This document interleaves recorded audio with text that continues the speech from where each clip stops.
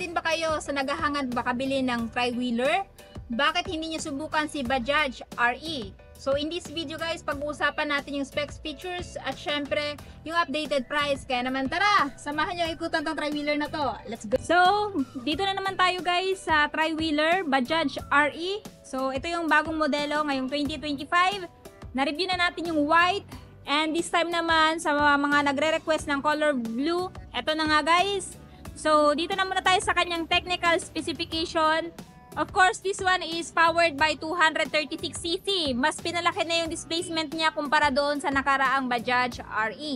Ito din ay air-cooled, single cylinder, 4-stroke, 4-valve, single overhead cam. Meron itong 4 speed forward at 1 reverse. At saka ito po ay manual. And this one guys is DSTI FI at ito ay may power na 10.2 horsepower at 4,500 RPM and max torque of 19.2 Newton meter at 3,250 RPM. Meron din itong fuel tank capacity na 8 liters. Kaya naman hindi ka na mabibitin guys kung meron ka pasahero kasi nga medyo malaki na yung kanyang fuel tank capacity, no? Sa mga nagtatanong, yung bore stroke niya guys is 67mm by 67mm. Ayan. So sa front, ito yung look niya sa front. So, pagdating sa ilaw, ayan, naka-bulb type, turn signal, naka-bulb type. Meron din siyang wiper dito guys, panglinis ng windshield pag umuulan or pag maalikabok.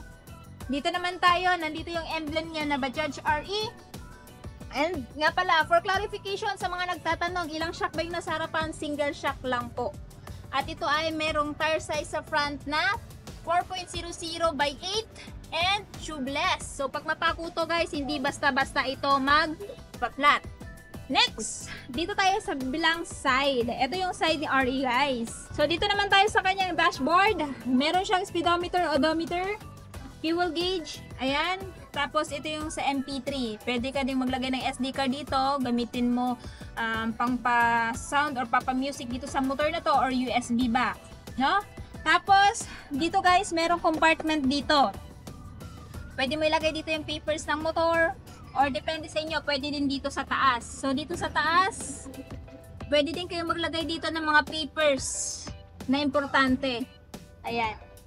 Compartment na maliit sa taas. Tapos, mayroon din siyang light paggabi at meron kayong hinahanap. Yan, meron kayong light dito. Ito yung kanyang side mirror guys, no?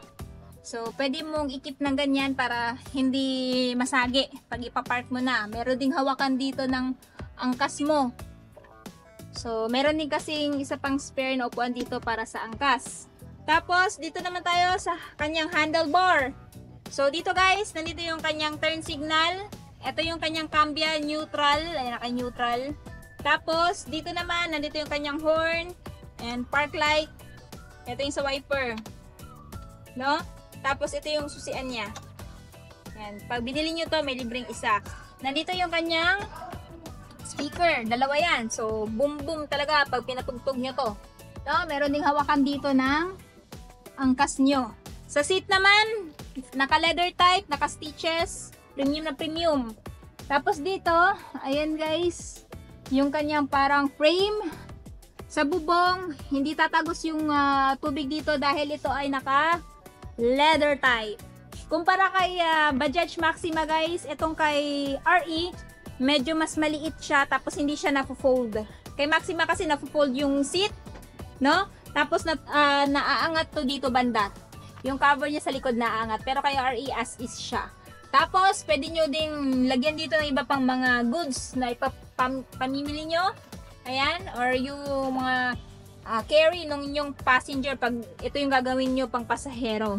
Ang kinaganda kasi kay RE guys, comfortable yung pasahero nyo dito. At the same time, malaki, spacious din. So, yung mga daladala nila, hindi na kayo mga ngabasan ilalagay. At isa pa guys, dito, ayan, may lock dito sa door niya. So, if ever meron kayong pasaherong bata, safe and secure dito. Yan. So, yan guys. At meron din siyang seatbelt na kasama. Diba? Kasi kung yung gagawin yung tricycle is yung motor tapos magpapakabit lang kayo ng sidecar, if I were you, dito na lang kayo. Kasi marami pa kayo maisasakay malawak pa, komportable pa yung pasahero ninyo. At the same time, ito yung hype ngayon. No? So, dito tayo sa likod. Ito yung likod ni RE. Ayan. Pagdating sa kanyang brake light, naka-bulb. Turn signal is naka-bulb. Nandito pa rin yung emblem na Bajaj RE. So, dito tayo guys sa kanyang gulong sa likod. Tubeless pa rin. Eurogrip yung brand. At tire size is 4.00 by 8. Ayan. Tapos, meron pa ditong parang ano siya guys, cover. Para hindi saan-saan tatalsik yung putek. No? Ayan. So, ito pa yung ibang color variant ni Bajaj RE guys.